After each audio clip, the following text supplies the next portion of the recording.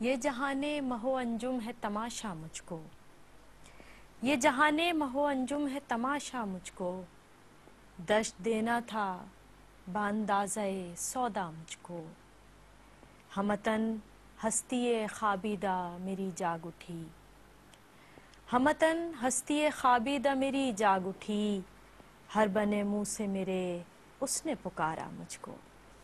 السلام علیکم ناظرین، پروگرام بزم شاعری کے ساتھ آپ کی میزبان عنبری حسیب عنبر حاضر ہے۔ آج بزم شاعری کا آغاز ہم نے کیا اصغر گونڈوی کے خوبصورت اشعار سے۔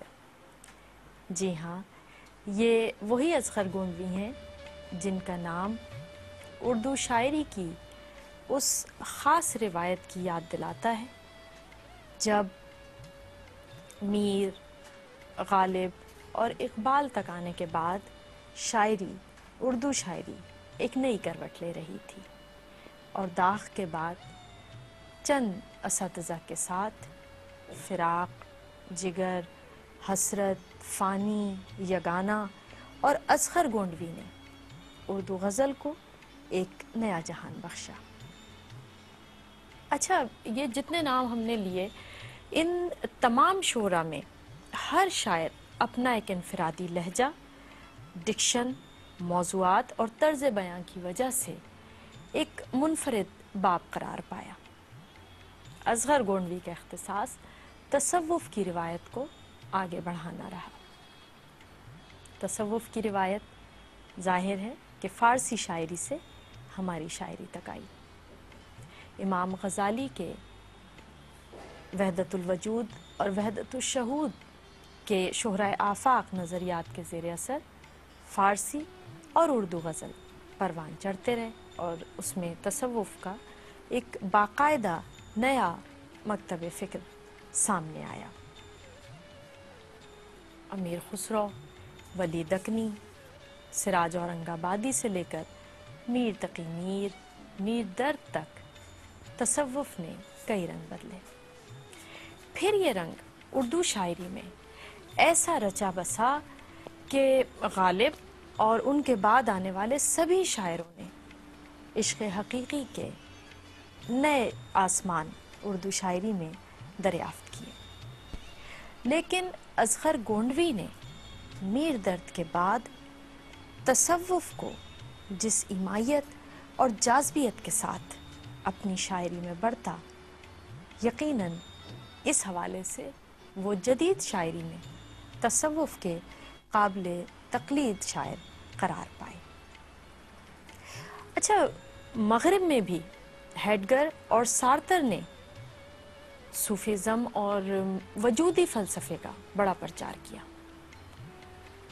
بلکہ وجودی فلسفے کا ہی پرچار انہوں نے کیا، اور اس سے دنیا کی ہر زبان کے ادب میں صوفیزم اور وجودی فلسفے نے ادب اور شاعری پر اپنا رنگ جمایا۔ ہمارے ہاں بھی 60 کی دہائی میں تصوف نے اپنا خوب رنگ جمایا ہے۔ تو جناب میر نے کہا کہ موسم آیا تو نخل دار پہ میر، موسم آیا تو نخل دار پہ میر، سر منصور ہی کا بار آیا۔ یہ جو منصور ہیں اور ان کا نعرہ انا الحق، یہ آپ کو ہماری اردو شاعری میں اس کا ذکر بہت زیادہ ملے گا۔ منصور بھی امام غزالی کے وحدت الوجود کے پیروکار تھے، اور وہ اپنے وجود میں حق کے نور کو متشکل دیکھتے تھے، لیکن روحانی وارداتوں کے برملا اعلان سے وہ تختہ دار تک پہنچا دیے گئے۔ اور ایک روایت یہ ہے کہ جب ان کا لہو گرا تو اس میں سے بھی انا الحق کی صدا آ رہی تھی۔ یہ ذکر ہم نے اس شعر کے حوالے سے کر دیا۔ ہم بات کر رہے تھے تصوف کی شاعری کی۔ تصوف کے حوالے سے ہم ظاہر ہے کہ جب بھی بات کریں گے میر درد کا نام ضرور آئے گا۔ میر درد خود بھی صوفی تھے، اور انہوں نے تصوف پر فارسی میں کتابیں بھی لکھیں، اور یقیناً ان کی تمام شاعری تصوف کی شاعری کا بہترین اثاثہ قرار پاتی ہے۔ جگ میں آ کر ادھر ادھر دیکھا، تو ہی آیا نظر جدھر دیکھا۔ اور غالب نے تو یہاں تک کہہ دیا کہ یہ مسائل تصوف یہ تیرا بیان غالب، یہ مسائل تصوف یہ تیرا بیان غالب، تجھے ہم ولی سمجھتے جو نہ بادہ خوار ہوتا. تو جناب یہ سلسلہ ہے تصوف کا جو ہماری شاعری میں ہمیشہ رہا اور ہمارے اساتذہ کے ساتھ ساتھ ہمارے جدید شعراء نے بھی اس رنگ کو اپنایا. تصوف باقاعدہ ایک نظریہ ہے، ایک فلسفہ حیات ہے اور یہ آج بھی ہماری شاعری کا ایک اہم موضوع ہے. اس تمہیدی گفتگو کے بعد اب ہم آتے ہیں اپنی آج کی مہمان کی جانب.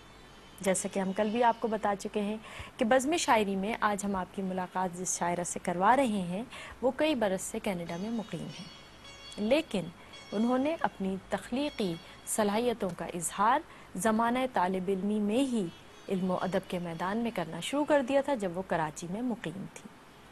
کراچی یونیورسٹی، ریڈیو پاکستان، بزم طلبہ، ان تمام چیزوں سے ان کی بڑی خوبصورت یادیں جڑی ہوئی ہیں جس پر آج ہم ان سے بات بھی کریں گے. آپ کینیڈا میں مقیم ہیں آج کل اور وہاں پر بھی آپ ایک فعال ادبی کردار ادا کر رہی ہیں. آپ کا شعری مجموعہ ترتیب پا چکا ہے اور بہت جلد منظر عام پر آنے والا ہے اور یقیناً ہم اور آپ یہ امید کرتے ہیں کہ یہ مجموعہ پسند کیا جائے گا کیونکہ یہ کلام تو رسائل کے ذریعے ہم تک اور آپ تک پہنچتا رہا ہے. تو آج ہم آپ کی ملاقات کروا رہے ہیں معروف شاعرہ نور شمع نور سے جو کینیڈا میں مقیم ہیں. آئیے خوش آمدید کہتے ہیں بزم شاعری میں اپنی آج کی مہمان کو اور ان کے کلام اور گفتگو سے آج بزم شاعری کو سجاتے ہیں. السلام علیکم. وعلیکم السلام. خوش آمدید کہتے ہیں آپ کو بزم شاعری. شکریہ بہت بہت. پہلا سوال ہم آپ سے یہ کریں گے کہ یہ جو ہم نے یہ ایک تمہیدی گفتگو کی اسی پر بس ایک گفتگو کرتے ہوئے پھر ہم آگے چلیں گے اور ظاہر ہے کہ پھر آپ کے حوالے سے گفتگو ہوگی کہ یہ جو تصوف کی روایت ہے اور ہمارے ہاں 70 کی دہائی میں بھی ایک بار پھر تصوف کی شاعری کا بڑا زور رہا اور یقیناً اردو غزل میں اس نے بڑا رنگ جمایا. تو اس بارے میں آپ کیا کہیں گی اور آپ تصوف کو بطور نظریہ حیات کس نظر سے دیکھتے ہیں؟ بالکل. تصوف تو بنیادی طور پر اس وقت پوری دنیا میں ایک ازم کی طرف پھیل رہا ہے. مغربی دنیا میں بھی صوفیت اور تصوف کے لحاظ سے بڑی بڑی انجمنیں تشکیل پا رہی ہیں اور ہمارے بچے جو باہر پڑھ رہے ہیں وہ اس تحریک سے بڑے متاثر ہیں. اچھا. بنیادی طور پر تو بینگ اے مسلم، ہم لوگ مسلمان ہیں تو صوفیت اور تصوف سے تو ہمارا ایک براہ راست واسطہ ہے. بے شک. لیکن یہ نہیں کہ روحانیت کا یہ تصور صرف ہماری ہی لیے بہت زیادہ اپیلنگ ہے یا ہمیں بہت زیادہ پسند آتا ہے، بلکہ باہر کی دنیا میں بھی اس وقت بڑی بڑی تحریکیں اس حوالے سے زور پکڑ رہی ہیں اور جو نان مسلمز ہیں وہ بھی صوفیت کا پرچار کرتے نظر آ رہے ہیں. روحانی محفلیں ہو رہی ہیں اور تصوف اور صوفیزم جو کہ اللہ تعالیٰ سے ایک رابطہ استوار کرنے کا ذریعہ ہے اور انسان کا رابطہ اس کے اپنے خالق حقیقی سے جس طرح تشکیل پاتا ہے، اس محبت کو رواج دینا اس صوفیزم کا اہم کام ہے. اور در حقیقت یہ انسان سے انسان کی محبت کو رواج دے رہا ہے اور میں سمجھتی ہوں دنیا کو اس وقت اس کی ضرورت ہے. جس پریشانی اور ابتلا کے دور سے اس وقت انسانیت گزر رہی ہے اور جس طرح کی بے چینی اور اضطراب اس عہد میں پایا جا رہا ہے، تو اس لحاظ سے روحانی تسکین کے لیے انسان کو صوفیزم کی یا تصوف کی بہت ضرورت ہے. بالکل ظاہر ہے کہ انسان دوستی اور محبت یہ انسان کو سکون دے سکتی ہے. بالکل. اور بر صغیر پاک و ہند کے حوالے سے تو آپ کو پتہ ہے کہ صوفیت کا اور تصوف کا کردار ہمارے اس خطۂ زمین پر اسلام پھیلانے کے لیے کتنا اہم ثابت ہوا ہے اور ایک دفعہ پھر ہم اسی محبت اور امن کی تلاش میں تصوف اور صوفیزم کے پرانے سبق کی طرف پلٹنا چاہتے ہیں. تو یہ پوری دنیا میں یہ تحریک زور پکڑ رہی ہے اور ہمارے بچے بھی اس سے بہت متاثر ہو رہے ہیں. بہت خوب. یہ تو بڑی خوشائن بات ہے. جی. تو اب کچھ آپ کا کلام سنیں. اگر آپ تصوف کے لحاظ سے کچھ سننا پسند کریں گی بالکل، تو اس سے اچھا کیا ہو سکتا ہے. جی.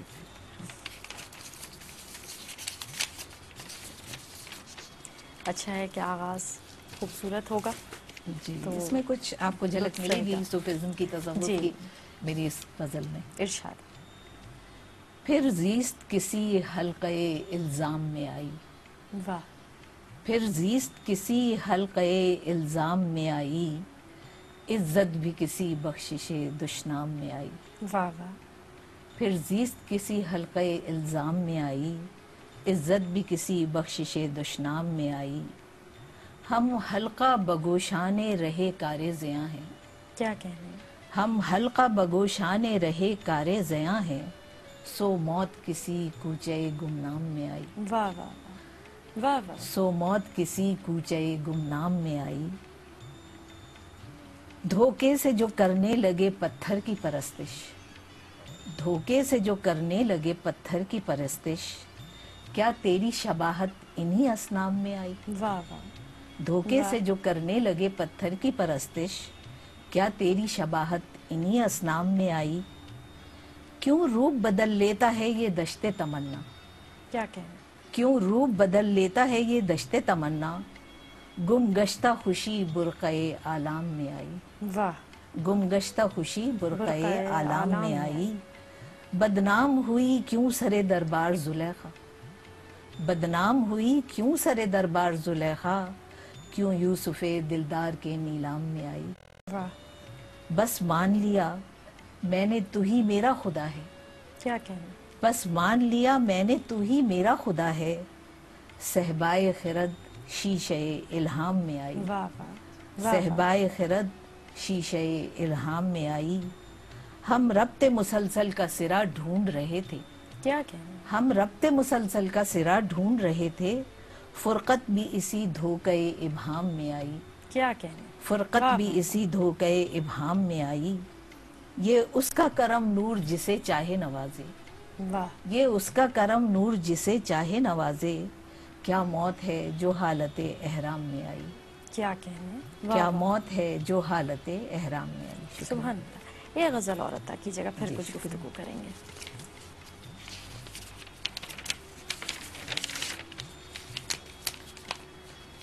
اس غزل کا مزاج تھوڑا فرق ہے۔ جی جی، ظاہر ہے۔ جی۔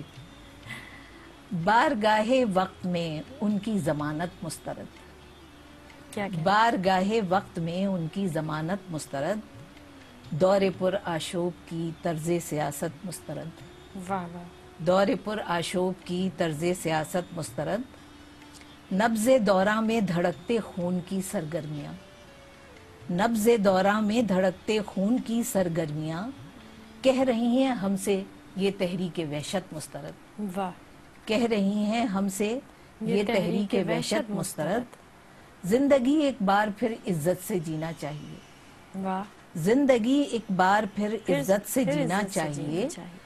کوچے تذلیل اور کوئے ملامت واہ مسترد، واہ، کوچے تذلیل واہ اور واہ، کوئے ملامت مسترد، ہو گیا ہے آئینے کے سامنے رہنے کا شوق، ہو گیا ہے آئینے کے سامنے رہنے کا شوق، خود ہی اپنے عکس سے یک طرفہ چاہت مسترد، واہ واہ، خود ہی اپنے واہ، عکس سے یک طرفہ چاہت مسترد، خلتوں میں اب بٹیں گی وہم کی سرمستیاں، خلتوں میں اب بٹیں گی وہم کی سرمستیاں، آج سے دستار بندی کی سعادت مسترد، واہ، آج سے دستار بندی کی سعادت سعادت مسترد، مسترد، واہ واہ، ان کو اب تشکیک کا پہلو بدلنا چاہیے، ان کو اب تشکیک کا پہلو بدلنا چاہیے، دشت امکا میں سرابوں کی وضاحت مسترد، واہ، دشت امکا میں سرابوں کی وضاحت مسترد، کیا کہنے، صاحبان مقتدر سے فائدہ کہنے کا کیا، صاحبان مقتدر سے فائدہ کہنے کا کیا،